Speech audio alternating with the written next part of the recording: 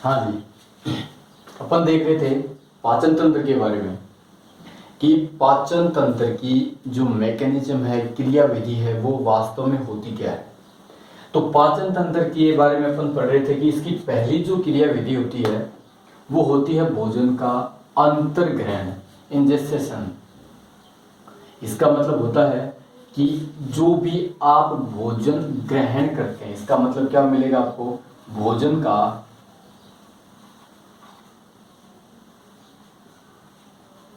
ग्रहण करना, पहली प्रोसेस ये मिलेगी आपको। अब भोजन के अंदर अगर आप देखें तो आप क्या लेते हैं, कार्बोहाइड्रेट। जो भी आप खाते हैं, जो भी अपने पूरे कार्य, पूरी दिनचर्या में आप कुछ भी जो खाते हैं उसके अंदर या तो आपको कार्बोहाइड्रेट मिलता है, या आपको वसा मिलती है, या आपको प्रोटीन मिलता है, विटामिन, खनिज, लवण, या आप पानी पीते हैं या जल जो भी आप पीते हैं। ये वाली चीजें अंतर्ग्रहण के अंदर आती है। पहली प्रोसेस ये चलती है इसके अंदर। अब जैसे ही आपने भोजन को ग्रहण कर लिया तो ग्रहण किया गया भोजन मुंह के अंदर धीरे धीरे छोटे छोटे टुकड़ों में चबाया जाता है, तोड़ा जाता है। ये क्रिया सामान्यतः अगर मैं बोलना चाहता हूं तो मुंह के अंदर संपन्न होने वाली होती है। अगर इसके बारे में अगर अपन देखें तो ये पूरी प्रोसेस मुंह या माउथ या अपन बक्कल कैविटी बोलते हैं इसको, इसी के अंदर संपन्न होने वाली होती है। दूसरी क्रिया है जिसको बोलते हैं, जो वास्तव में जिसके ऊपर नाम पड़ा है, जिसको बोलते हैं पाचन। तो दूसरी क्रिया चलती है इसके अंदर पाचन। पाचन जिसको अपन डाइजेशन भी बोलते हैं, डाइजेशन। इसका मतलब क्या होता है, डाइजेशन का मतलब अगर अपन बेसिक भाषा में देखें तो पचाना। अब बात यहां पर आती है कि पचाया क्या जाता है।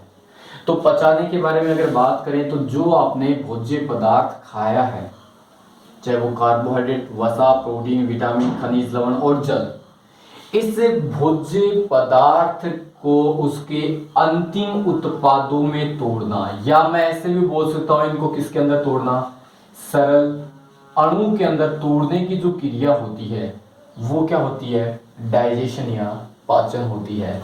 जैसे अपन अगर देखें तो कार्बोहाइड्रेट है, इसका जो सरल अणु होता है उसको अपन बोलते हैं ग्लूकोज। ये लास्ट में किसके अंदर टूटेगी, ग्लूकोज में टूटना स्टार्ट हो जाएगी।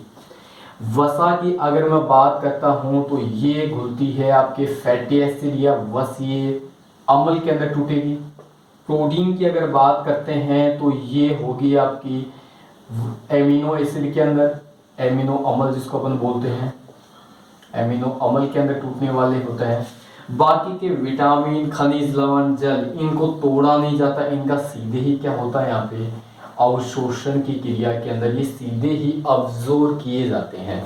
तो पाचन की अगर अपन बेसिक बात करें तो पाचन को आप ऐसे भी बोल सकते हो, जो भी आप भोजन खाते हैं उस भोज्य पदार्थ का अंतिम उत्पादों के अंदर टूटना ही क्या कहलाता है, पाचन कहलाता है। तीसरी क्रिया आती है यहाँ पे, तीसरी जो प्रोसेस चलती है उस प्रोसेस को बोलते हैं अवशोषण, अब्जॉर्प्शन जिसको बोलते हैं। तीसरी प्रोसेस चलती है अब्जॉर्प्शन की। अब्जॉर्प्शन के अंदर क्या होता है, जब ये जो पाचन की क्रिया चलती है किसके अंदर चलती है, आपकी आहार नाल के अंदर, जो अपन आगे पढ़ेंगे अभी इसी चैप्टर के अंदर स्टार्ट करेंगे। ये आपको बेसिक इंफॉर्मेशन दी जा रही है। सामान्यतः पाचन तंत्र के अंदर आहार नाल के बारे में ही पढ़ाया जाता है। तो आहार नाल के अंदर जो पचित भोजन है, मैं बोल सकता हूं इसके बारे में, पचित जो भोजन होता है उस पचित भोजन का अवशोषण कर लेना, ये छोटी आंत, बड़ी आंत, या मैं बोल सकता हूं कि आमाशय, यहाँ पर होने वाली प्रक्रिया होती है, तो उसका अवशोषण किया जाता है तीसरी स्टेप के अंदर। अब अवशोषण के अंदर अगर मैं बोलता हूं कि उसके अंदर ग्लूकोज को ब्लड के अंदर या लसिका के अंदर, यानी अवशोषण का मतलब क्या होता है कि जो सरल अणु है, इसके अंदर अपन लिख सकते हैं कि जो भोज्य पदार्थ, भोज्य पदार्थ के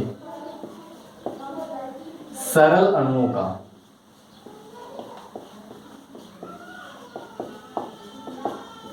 ब्लड के अंदर यानी रक्त के अंदर, या आप इसको लसिका भी बोल सकते हैं, लिम्फ के अंदर घुलना क्या किसकी श्रेणी में आता है? अवशोषण के अंदर आता है। आंत से, या अगर मैं बोलता हूं तो आहार नाल से पचित भोजन को अवशोषित कर कर ब्लड के अंदर या लसिका के अंदर छोड़ दिया जाता है। यानी अब वो जो भोजन आपने खाया है वो आपके पूरे ब्लड में घुल चुका है, ब्लड के अंदर अब वो घुल रहा है, वहां पर उसके अंदर जो मिलना है उसी क्रिया को क्या बोलते हैं? अवशोषण। चौथा पार्ट आता है इस मैकेनिज्म का जिसको बोलते हैं स्वांगीकरण।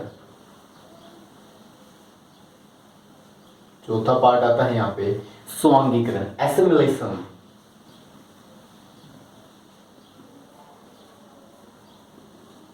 एसिमिलेशन चौथा पार्ट चलता है इसके अंदर, एसिमिलेशन का। अब इस एसिमिलेशन के अंदर क्या होता है, स्वांगीकरण के अंदर क्या होता है? अब स्वांगीकरण के अंदर क्या चलेगा कि जो भोजन आपको ब्लड के अंदर मिल रहा था, रक्त के अंदर जो भोजन था, वो दो भागों में बंटकर काम करना स्टार्ट कर देगा। पहला पार्ट तो वो करेगा जिस कार्य के लिए आपने भोजन लिया है, आपने सामान्यतः एनर्जी के लिए भोजन किया था, तो पहला काम तो होगा जो आपने पचित भोजन है या जो सरल अणु जो आपको मिल रहे हैं, ये जो सरल अणु है, इन सरल अणुओं को सबसे पहला काम तो होगा आपको क्या प्रोवाइड करवाना? एनर्जी। इस एनर्जी के द्वारा, एनर्जी की अगर मैं बात करता हूं, जो आपको ऊर्जा यहाँ पे मिलती है वो किसके रूप में मिलती है? एटीपी, एडिनोसिन ट्राइफॉस्फेट के रूप में आपको मिलती है ऊर्जा, एटीपी के रूप में। दूसरा काम क्या होता है? सारा का सारा जो भोज्य पदार्थ है उसको अवशोषित, जो पूरा भोज्य पदार्थ है उसको एनर्जी के रूप में कन्वर्ट तो नहीं किया जा सकता, क्योंकि अपन लिमिट का थोड़ी ना है कि जितना अपन ने खा लिया वो पूरा एनर्जी प्रोवाइड करवा देगा। ऐसा भी हो सकता है कि आपने खाना नहीं खाया और उस समय आपके शरीर को एनर्जी देने के लिए जो काम करेगा वो क्या करेगा? वो करेगा जो आपने पहले का भोजन है उसको स्टोर के रूप में रखना पड़ेगा। तो दूसरा काम क्या होता है कि रक्त के अंदर जो ग्लूकोज वगैरह जो सरल अणु है, इन सरल अणुओं को स्टोरेज रखना यानी संचित रखने का काम होता है। दूसरा काम आप क्या बोल सकते हो इसको कि सरल अणुओं को क्या रखना है? संचित करना है, जिसको सामान्यतः ग्लाइकोजन के रूप में,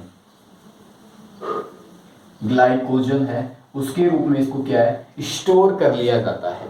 जैसे सामान्यतः ग्लूकोज है, इसको अगर मैं बोलना चाहता हूं कि ग्लूकोज का जो भोजन है वो किसके रूप में मिलेगा आपको?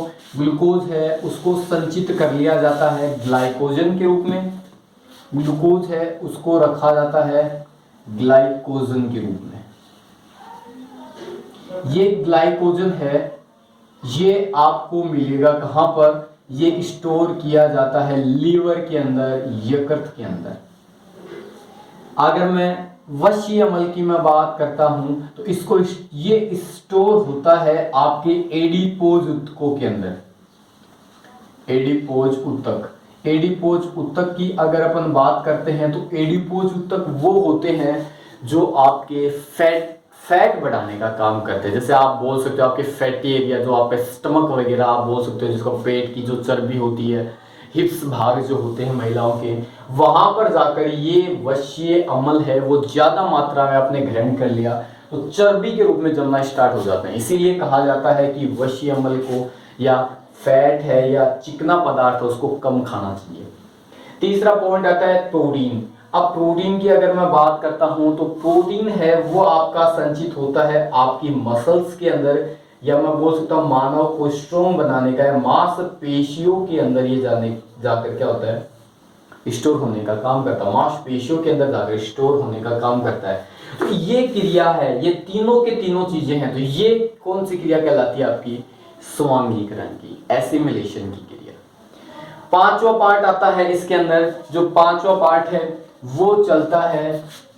इस पांचवें पार्ट के अंदर अगर आप देखते हैं तो इसके अंदर क्रिया चलती है जो आपने खाना खा लिया उसके बाद में जो वेस्ट मटेरियल, जो आपका दूषित या वेस्ट पदार्थ जो बचा है भोजन वाला, उसको बाहर निकालना कहलाता है बहिर्क्षेपण,